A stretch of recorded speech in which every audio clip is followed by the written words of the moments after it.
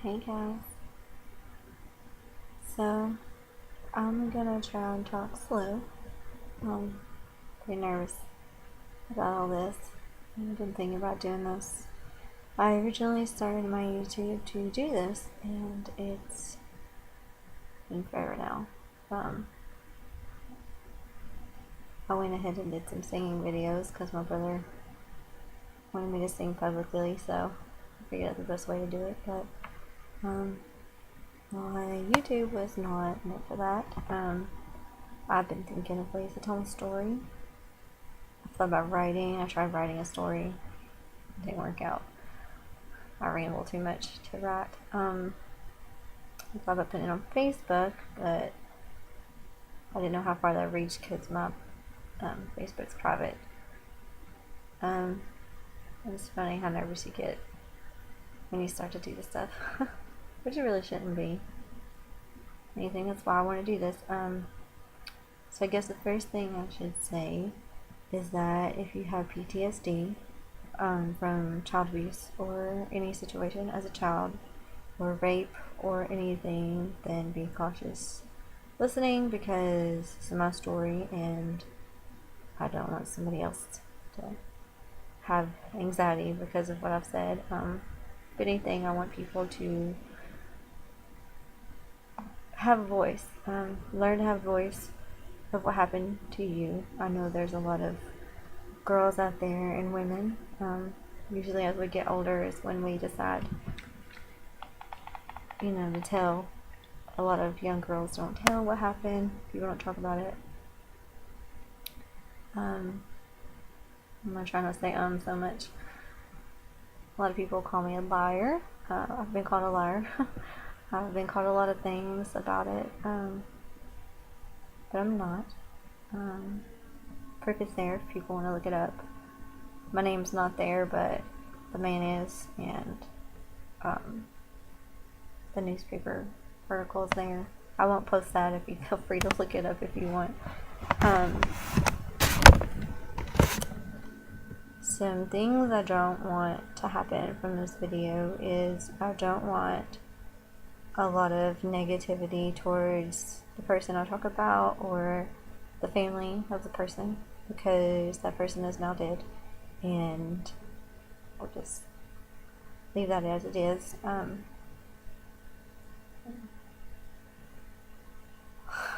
It's funny how you don't know where to start. So when I tried to get a timeline from my mom, but when you're a child and things happen to you, it's hard to remember times. I remember places. I remember things that happened. I can physically put myself in a place right now in my head of where things happened. But I couldn't tell you what year it was. I couldn't tell you how old I was. I can tell you approximately how old I was, but I'm not certain. I'm not really for sure. So I tried to get information from my mom about a year ago to kind of put things in a timeline together so that I can tell, because I was going to write, like I said, but I didn't. It didn't end up well. I'm going to try to keep this in order also, my video, and if I don't cry, I might cry, I don't know, I'm pretty nervous. But if I don't take this online. I'm just healed, which has been wonderful for the last 4 years, I guess. It's been pretty peaceful. So I guess the best place is to start in the beginning. And the reason I am doing this video is because I want women and men. There's been men that have been sexually abused as a child, and I know they are usually the ones that don't come forward. More women do than men, but mostly people try. It's happened to you, and people's called you a liar, and they act like it's your fault. It's not something you normally bring up to people. It's not something that you want to talk about with people, really. So what I want is to help others get a voice, and to be able to help others, just be able to talk about it, because what happened is not my fault. And I want every woman, man, child, anybody who has ever had this happen to them to be able to look at themselves and say, this is not my fault.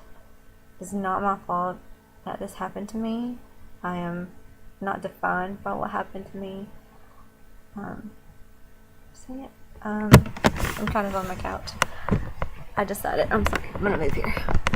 I decided I'd try to do something comfortable and not really, I didn't want to dress up for no video or anything like that. So I'm just kind of on my couch and it's dark, it's late. My mom got divorced when I was little. I think I was 3, I'm not certain. It's all kind of right together. And then she met this man, and I really don't remember a whole lot. I remember when she met it, and it's funny that I remember these things because I was quite young. I'm guessing I was 4. I don't really know for sure. I was around 3 or 4. But it's funny how I remember going to places where after she had met him. I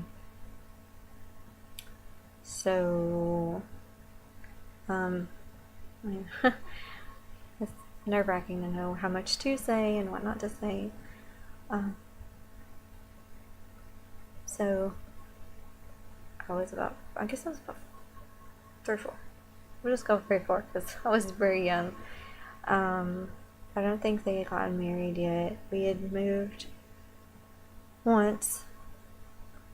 And so it was 3 or 4 when they met, and maybe it was later because we had moved into another house, and my mom had my brother, and I never remember anything happening at that house that we lived at in town. Don't remember anything there. I remember playing a few times on a birthday, but I really don't recall anything at all, honestly, from that place. But then when we moved to the trailer, I remembered that was the first time anything had ever happened. I was little, I didn't know what was happening, because he wasn't mean. He was never mean to me. He was never angry. He was always quite loving and nice, and my dad went around a whole lot. So he was my stepdad. Well, at the time they weren't married. They weren't married until after they had my brother. So it was at that trailer that we lived at, and I'm guessing maybe I was about 5, because I guess you'd remember when you're 5, and me and my brother are 4 years apart. So I'm guessing I was 5 when it happened first. I remember the trailer. I remember the couch being in the back of the living room, and I remember the TV in the front of the living room, and I'm pretty sure I remember my grandma in the kitchen. I don't really remember exactly a whole lot, but I can remember that living room. So that was the first time that I'd ever been touched by a man. I was about 5. I don't know how in depth you would want me. I don't know. But like I said, he wasn't mean. I don't know. It was, now that I look back at it, I was so young, you don't know what's right, you don't know what's wrong, and you're learning things that are right. When something feels good to you, you think, well, okay, this is normal, and when things keep happening the same, and you grow up with those things happening, it just becomes the normal thing for you to feel or do until you learn otherwise, and then everything just changes. I think that was the only time I ever remember anything happened in that trailer. I don't think I ever remember. Maybe we must not have been at these houses for too long, because then we finally moved in town again, in a different part of town. We were there until I was 11 when I switched schools. That was when everything kind of fell apart. I remember a lot of things happening there. There would be nights when I was still kind of scared of the dark a little bit, but I was really scared of the dark when I was little, and I didn't like sleeping by myself, and neither did my brother. But I remember I would go in my mom's room, and so these things had been happening to me for a while, and I would go to my mom's room when we lived in town, and my brother would be with my mom. Obviously, he would be the first one to get to mom, so he'd go sleep with mom. And so then I'd either go back to my room or I'd sleep with him on his side, and I would, and he'd always touch me or, try to do something. And I don't know how, like, I don't know. Just thinking about things with my husband, I don't know how any of that even occurred without anybody knowing, but it did. And a lot of the times we were with him, or if my mom was at home, he would touch me. But he was never forceful or anything, but I didn't know at the time that things were wrong or what was happening was wrong, because I'd never really been taught about sex or anything like that. And I guess I've tried to mention to my mom a couple of times, but when you're young and just sometimes, a lot of the times when things like this happen to women at a young age, or men, people don't believe them. Either because they think that person didn't really do it, or because they just believe so much that that person's a good person. They're like, oh, that couldn't have been, or you just, sometimes it's easier being blind to what's happening so that you don't have to deal with it. I'm guessing I was 9, maybe. I was older. I knew more. My cousin, I love her.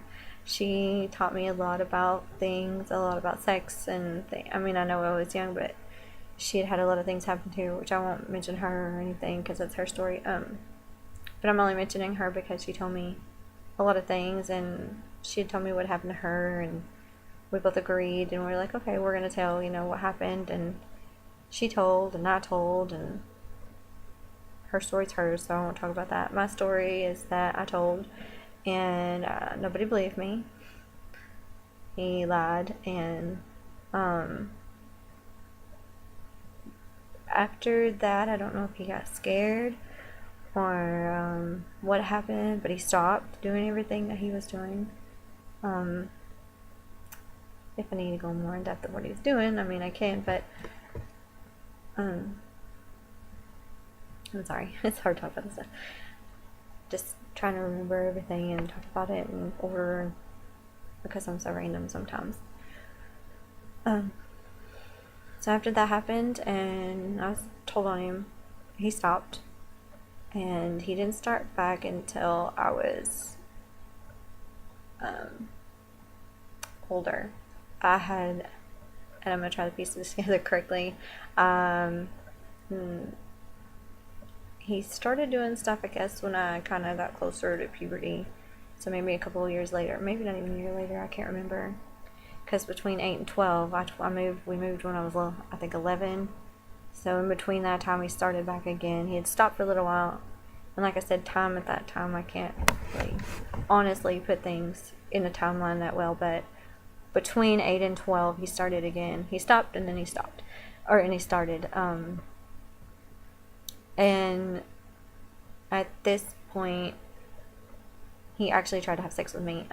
It didn't work, and I knew more to kind of, when you don't know what to do in a situation like that, and you don't know, it's not that you don't want to say no, but nobody's going to believe you, and you don't know what's going to happen if you say no, and you don't know what happened. So he did try to have sex with me, and it didn't happen. I kind of moved away, and I didn't say anything. I just moved because I knew enough to know that wasn't right. But he wasn't mean about it. He just didn't do it. After that, there was one night that I don't remember what all was said between me and him, but my mom was sleeping, or she was supposed to be sleeping, and he had said something to me, and I was smart, I'm smart, like a smart ass, pretty much. I was like, you don't want mom to find out, and which I wasn't gonna tell her, because I knew after you've done been, told your lie once, you don't really tell a person again. But I told him that, and the next morning she asked me what was going on, and she's like, why, what are you talking about? What has he been doing? And I just told her, like, I'm not telling you. You know, if you want to know, you ask him, because I mean, like, she was crying, and at that point, you know, in your heart, you're just like, I can't.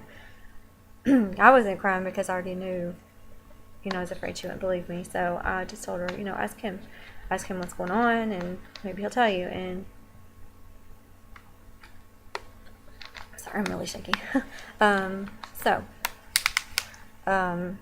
she called him, and he told her. He told her everything that had happened. Tony Mortar, I guess. I don't know their conversation. I just know he told what had happened. She came back crying, and it's just kind of, you know, at that point, it wasn't really relief that she knew, because I already knew, and he already knew, and I'd already tried to tell, but, you know, I don't want nobody to be mad at my mom. I mean, she did what she could with what she, you know, he was a really good guy outside of that, so if you knew him, you wouldn't have thought any of that would have ever happened. So, after that, we, moved out, me and my brother and her, and we moved in some apartments, and then, I actually went and stayed the night with him. I don't remember why we did that. We did, and I had a boyfriend at the time, and I guess my brother, we went, and it was at that point that, my friend had had the same thing happen to her by him, and she ended up going to her school and telling, and my mom almost lost us, but she didn't, and we didn't go back over there. But after that, the whole school kind of knew what had happened, and it was my new school, of course. And so then, you know, if any of my friends have heard, or, you know, that girl at the time, she was my friend, and anybody that knew her knew, probably, because she just told it. And it's kind of embarrassing, because it's something you didn't want everybody to know at the time, because, you know, it just happened, and it's embarrassing. It was really embarrassing. So that it quit after that, because we quit going back after we moved, and after that incident, we never went back. But he was my brother's dad, and he did not go to jail. I'm not really sure. Maybe he did once, I don't know, but I'm not really sure why he didn't. I never went to court over it, and I was supposed to go to therapy, but I didn't go to that either. So I don't know really. I was young, and I didn't really know what all happened. I still don't know what all happened with all that or anything. The funny thing is that after everything happened, I never really had any anxiety about it. I never had any PTSD about it. I never had any I mean, I became pretty sexually active after that, because that was what I was used to as a child, and I mean, I was just used to that physical connection, or I don't even know what you would call it. I was just used to being, I guess, touched, and I know that sounds so weird, but if it's never been, a lot of women would know how I feel, and I felt. So then I kind of, it's common for women to actually, or men, whoever has been sexually abused, to just take that and just keep going with it. Some go pretty extreme and just sleep with a lot of people. Some people just stay away from the opposite sex completely. But with me, I didn't. I just kind of, I think I found a middle ground with it. But I was still pretty sexually active with that for a long time. Still kind of am, but it's better now, and it doesn't have anything to do with that.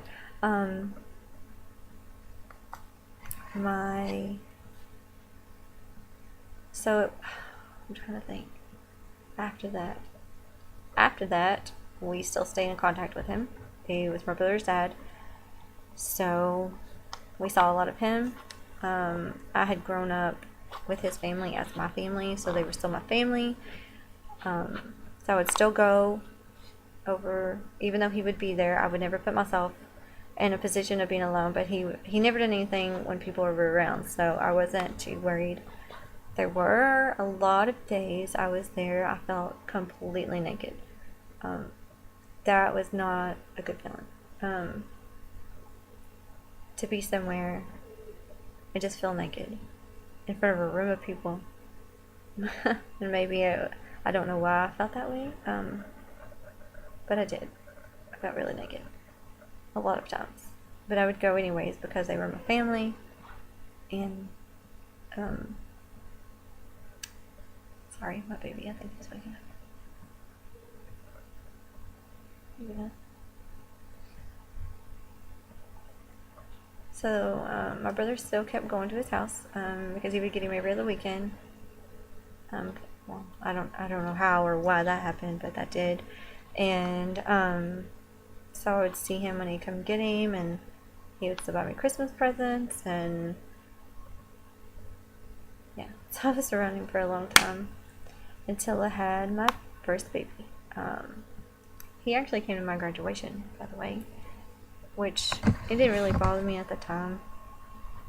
But then I had my first child, and I had never had any issues other than feeling naked around him, which, you know, it makes sense why you would feel naked around the person that did that to you. But it wasn't until I had my first child.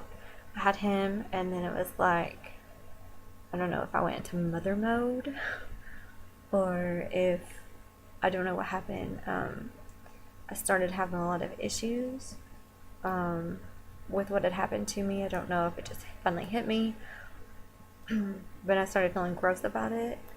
I started, like, it's like you literally want to shed your skin. It's like I just want to get rid of all the grossness and just move forward and get rid of it all. But I've learned that you have to get through things in order to get over them. You have to literally be sad and be mad and feel how you feel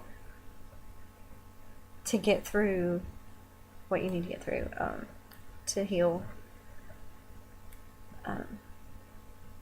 So I vowed he would never see my son. He would never see my kids. I didn't want him to have nothing to do with any part of my life. After I had my son, I kind of shut the family out. I mean, I shut them all out because I couldn't have them without him, and I didn't want him. So I had to decide for myself that I didn't want him around my kids. So if it was just going to be, you know, not having the family around, then that's just how it was going to be. Because I wanted what was best for my son, and being around him was not, I didn't even want him to see my son because to me, that was just wrong. I think he did see him once at a show in town, but it wasn't, I didn't plan it or nothing like that. But after that, I started having a lot of feelings towards what had happened. I cried a lot. I had a lot of issues sexually with my husband because I was feeling gross, and everything reminded me of everything that happened to me when I was little. Everything he did that was even similar to whatever happened to me, I would feel gross. I would see my stepdad, and I wouldn't see my husband. I didn't see him at all. I think that was the hardest part to deal with, is that I couldn't mentally put myself in the situation that was going on at that moment. I couldn't have sex with him without thinking of my stepdad. That's pretty rough. So I guess it was before I had my daughter. I finally broke down and I prayed, which I'd prayed a lot.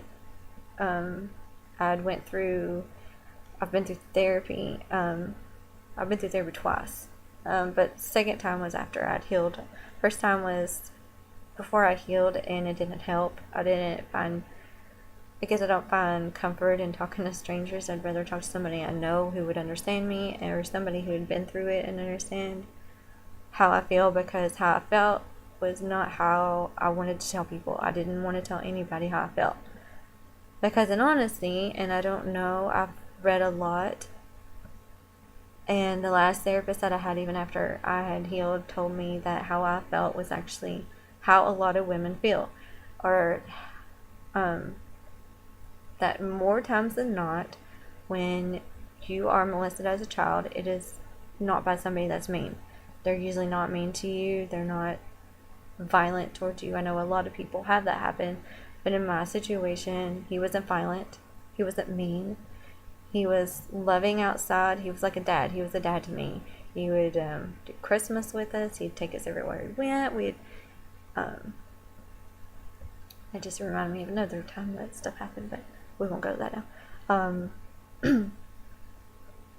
I mean, he would play with us, and my dad wasn't really he wasn't around a whole lot, so I had kind of a new dad, and he was really loving. I mean, anybody that knew him knew he was a good guy. He was loving to everybody. He was happy.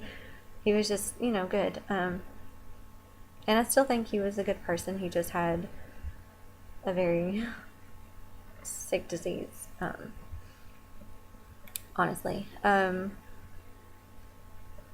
What was I getting at? Oh, what I was telling is that more often than not, like with my situation, they're not mean. They're usually genuinely not mean people. They're not mean to you. They're loving. And the thing that I didn't want to tell anybody, that I've never told anybody other than my husband, and that I wrote it on my journal, is the hardest part to admit, is that I liked it.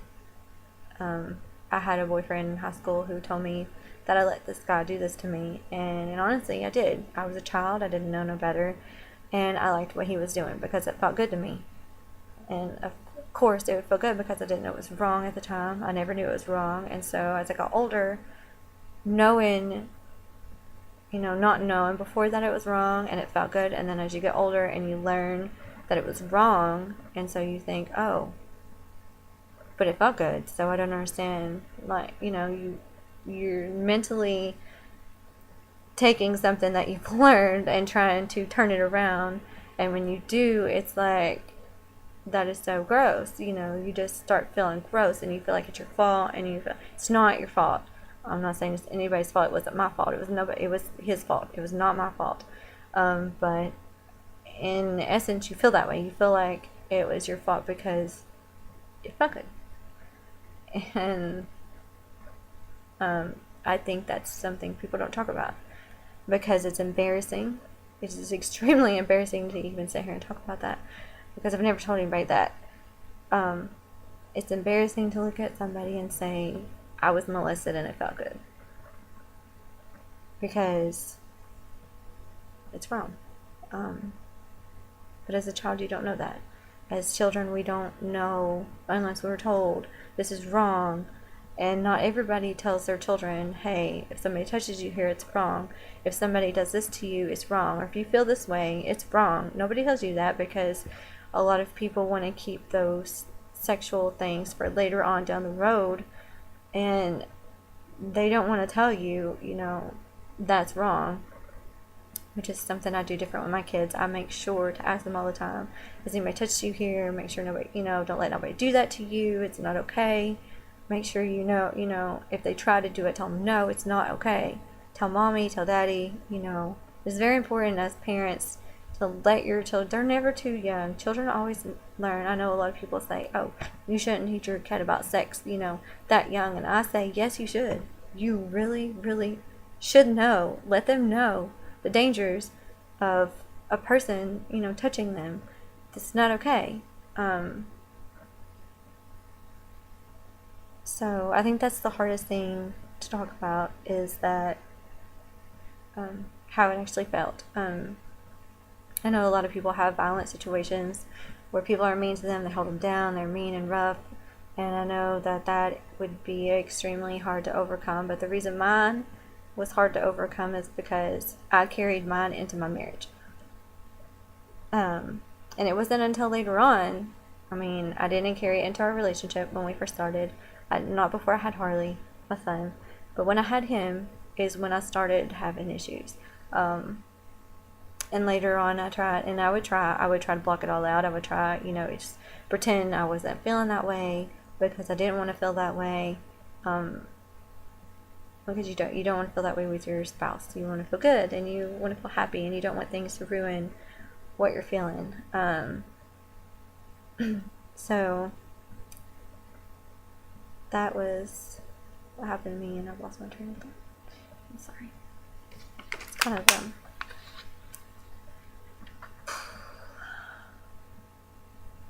I don't even know where I am. I don't know.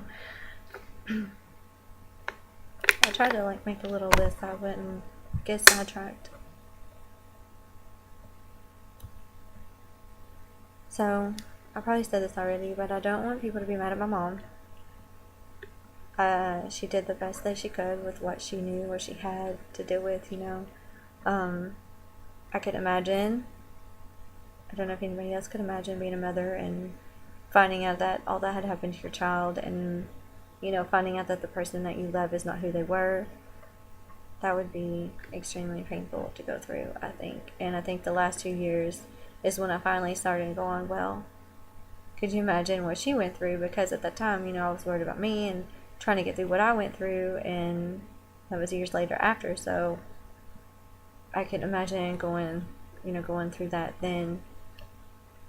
But as far as my relationship with my husband and everything that I had to deal with then, she actually diagnosed me with PTSD because when you keep having reoccurrences of, you can't even be in a relationship with your husband or have physical contact with him because you're seeing another person. That's PTSD. I mean, you're living something that's not happening. It's not good. It's not good for anybody to go through that. But it was right before I had my daughter. I had done a lot of praying. I prayed every day. I prayed all the time. And finally, just one day, I broke down and I just cried and cried and cried. I looked up everything, how to get rid of this, how to quit feeling this way, because I didn't believe that PTSD would be something that I would have forever. I didn't believe that I would have to live feeling that way forever, you know. So I sat down and I cried and I got my journal out because writing is what I like to do, and I wrote it out. I wrote out the biggest prayer I have ever wrote out. I was honest. I told how I felt to myself. I told it to God. I told him, you know, I finally just admitted, you know, I like this. I don't like that I liked it. I feel gross that I liked it. I felt like, you know, I just wanted it to end. I didn't want to feel that way no more. I wanted to be able to be with my husband without feeling those ways. And I just prayed. I prayed forever that night. And I let my husband read it, but he's kind of half asleep. But it's funny how, you know, you just finally get to the breaking point of where you're just tired of it. You're just sick of feeling a certain way and you want it over. And so I prayed. And that night was the last night I had ever felt bad towards what had happened to me.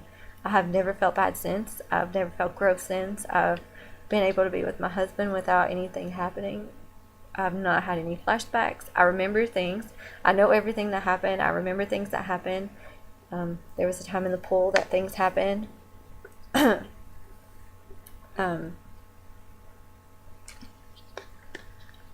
But I could remember without hurting. I could remember without crying. I could remember without hating the body that I was in. I remember when I first had my son, and I just remember I kept praying, just please, I don't want this body anymore. I want a new body. I don't want to feel this way.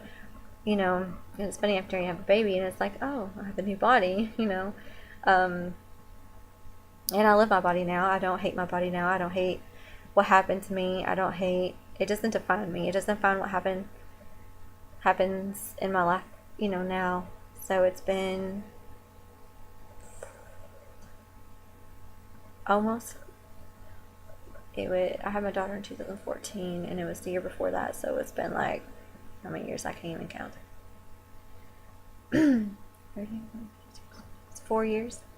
4 years now that I have been PTSD free. I do have anxiety now, but that's related to other issues that I've had. Nothing to do with what happened to me as a child. I do not have flashbacks, which is the biggest relief of my life. To be able to say that since that day I prayed and I got relief, that I don't have to deal with that anymore. And it's funny how it's taken me this long to talk about it. If people talk to me about it, I'll talk about it. My husband's heard so much about it. I'm like, hey, this happened, or, this happened, and I can talk about it without crying. I can talk about it without, being upset or getting grossed out, and it's funny how you have your own children and you're like, if somebody ever does that to my child, I do not think I will have the restraint that, my mother did or anybody in my family had. So, it's interesting I took this long, but it's scary to talk about this stuff. I know that when I was going through it, I wouldn't talk about it. I didn't want to talk about it. I knew I wanted to talk about it, but I didn't want to talk about it at the same time, because you don't want to admit to yourself the things that you're feeling, because, like I said, the feeling I felt was just so wrong, and now I know it's not wrong to feel that way, because it's completely normal. When something like that happens to you, it's normal to feel. It's normal to feel things, and it's okay to be mad. It's okay to be sad. And this is just really a big relief that I can talk about this. I really hope that I encourage somebody else to talk about their past, or anybody right now that's going through what I went through. I really hope that I encourage you, because you need to find people to talk to. You need to come out with it. You need to, you just need to do that so that you can heal. You need to heal. You need to talk about it. Talk about it heals you. I'm telling you, because I would hold it in for so long and I wouldn't talk about it. And when I would need to talk about it, I would just cry and hold it back because I didn't want to talk about it. I was ashamed. I felt gross and embarrassed, and you shouldn't feel that way. It was not your fault. It's never your fault. It's never a child's fault that things like this happen to them. I was also going to say something else, but I can't remember. I've always thought about trying to find little organizations that deal with, abused women and children, but I never really know what organizations to go to, or, and I found a couple that are okay, but I thought that just sharing would get to people faster. Sharing what happened to me would, maybe somebody would see this and go, that's me, and that's how I feel, and be able to actually talk about it. Some advice I would give is, if you don't trust somebody, don't tell them. Don't tell them what happened. If you don't think that you can trust them, find somebody that you can trust. It's not always school teachers. It's not always parents. It could be a strange friend. It could be a stranger. Just somebody you feel comfortable talking with, that is going to believe you and what happened to you. Because a lot of people's not, and this, we all know this. That's why we don't talk about it, because we know people won't believe us. After my stepdad passed away, I was told that by a relative that they hope I got peace. And the funny thing is I didn't get peace when he passed away, because I don't wish death on anybody. Even for him, I didn't want him to die. He shot himself. And I cried. I cried that day at his funeral. I cried because he was still a dad to me. I grew up with him as a dad, and you still don't want people, even people that hurt you, you don't want people to die. So when they told me that, I felt really horrible, and I knew it wasn't my fault, but, a piece of you kind of goes, well, I don't know what to feel now, because I was really sad, and now you're saying that you hope it helps me, and so I don't know. I've been told that I should just get over it. You can't do that. You don't just get over something major like that. Nobody does. And for anybody that has ever told someone, if you're watching this and you have looked at somebody who has been abused and you told them to get over it, you're wrong. You are so far from wrong. You don't tell people that. You don't tell people, just get over it. Nobody, you don't just get over things. It takes time to heal from pain. Time is the biggest healer of all, and you can't just you don't rush pain. Pain does not care about your time. Pain doesn't care that time might end tomorrow, or today, or in a few years from now. Pain happens, and to tell somebody that they need to get over it is to telling their pain to just shut up. It doesn't do that, if that even makes sense. Pain just happens, and everybody experiences pain, and it is not okay to tell somebody to get over their pain. That is why people commit suicide. People in our situations like mine who don't get over it, that is why people don't get over it, because nobody will listen. Nobody will stand up and go, oh, let me listen to you, or let me be somebody that you can lean on. You know, you just can't do that. I was trying to think of anything else. Also, the day of the funeral, afterwards, I almost got called a liar, which is really interesting because people thought I had lied. The interesting part about that is I never told. I didn't tell. After the first time I told, I never told. He told on himself. I didn't tell on him. He told. He got in trouble on his own. I didn't do anything. I didn't. You know, I got mad at one point in my life. I was so tired of feeling, before I got healed, I was so tired of feeling how I felt. I wrote him a letter, and his Facebook was private, so I posted it. It's still on my Facebook. I won't delete it because it's a part of me. It's how I felt at the time, and I'm not going to delete how I felt. It was an honest way. I don't feel that way anymore. But at the time, I wanted her. I didn't want him to die, and so I think when he did kill himself, part of me felt really bad because I didn't want him to do. I didn't want him to do that. But he did. And when you have when you're young and you have a rant, you just feel bad that something bad happens to the person you ranted about. When I shouldn't have felt bad because it wasn't my fault he did it, and I don't know if I was the reason he did it, but he was fixing me in trouble, so I don't think I was.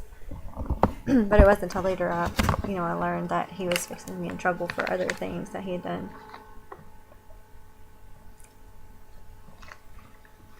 So, yeah, that is my story. If you don't believe me, you are more than welcome to check me out and see if I'm lying, but I'm not. I know that he told a few people in his family the truth. He told my mom, he told his uncle or his brother, and people know the truth now. But I'm still not really a whole lot around the family. I don't know. I just never really. I tried to get back into the family, and it's kind of weird because I wasn't for so long, and people treat you funny when they realize that things happen that they didn't think happened. But that's all I have, and I know this is long, but that's okay. I just want this to reach somebody that is in the same situation, and I want them to be able to talk. I want you to be able to look at yourself, even if you just talk to yourself, talk it out loud, go in a room by yourself and talk out how you feel. Don't hurt yourself, don't do anything destructive, but talk how you feel. You have to talk about it. Even if it's just to yourself, you have to write it down in your journal. I'm telling you, talking is really, really therapeutic. Even if you're not talking to somebody else, even if you're just writing it down, writing is very therapeutic. It really helps you get through things that you can't get through with other people if you have nobody, So I am not a therapist. I just want to let you all know that. I'm only telling about my experience, how I felt, what's going on in my life, and how I've healed from that, and maybe ways that could help somebody else heal. And that's all I've got. If you have any questions or you want to talk, because I'm definitely available for anybody to talk, because I know that it is hard to get through. It is hard. It's just really hard, and there's going to be people that be like, you just need to get over it, and you're just like, I can't just get over it, and I know that you can't just get over things like that. You need to talk about it, and even if you need to talk about it for months, you have to talk about it. You have to heal for yourself, not for the person that hurt you. And definitely, I'm going to tell you what people tell me, but I'm not telling you because I want you to do it now. I don't want you to do it now. You have to forgive the person that hurt you. But you don't have to do it now. You do not have a time limit on when you forgive somebody. I know a lot of Christians are going to be like, oh, you should go ahead and forgive, you just forget and forgive. And I'm going to tell you that no, you don't. You do not have to forgive that person right this minute. If you are still hurting and you are still healing, it is almost impossible to just forgive, because you're still going to have your, if you have PTSD, you still have those episodes. You'll still be mad at that person. So I'm not going to tell you to forgive that person. But I'm going to tell, not right now. Don't do it right now. Do it when it's okay for you. Do it when you feel like you can really forgive that person and move on in your life. Because that is the most important thing for you to do, is to move on and heal from what has happened, and to forgive the person, but not for them. You never forgive that person for them. You forgive for yourself so that you can move forward. But never do it when you're not ready. Don't do that until you're ready. I have learned in the last years with some things going on in my life is that it is okay to not forgive at that moment. You do not have to forgive right after it happens. You can wait. It's fine. A lot of people are going to tell you different. A lot of Christians are going to tell you different. But I'm going to tell you how you feel is okay. If you want to be mad at that person, as long as you're not destructive to yourself, as long as you're not hurting them. I mean, if you just in your body, you're mad. If you know that you're mad at this person, there's no way you can forgive them right that. You can't do that. It's okay to be mad. It's okay to cry. It's okay to be sad. It's okay to be embarrassed, because we all are. We are always embarrassed of what happened. It's okay to feel ashamed of it's okay to have feelings. It's not okay to hold them in. It's not okay to not talk about it. You have to talk about it.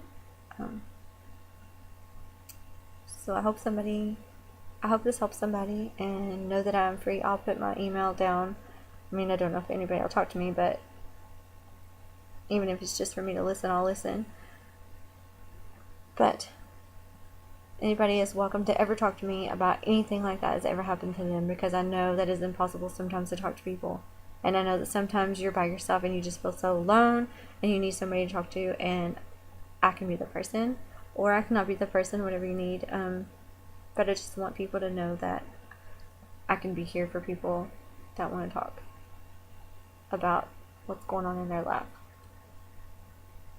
So thank you for listening, and I hope that this helps somebody.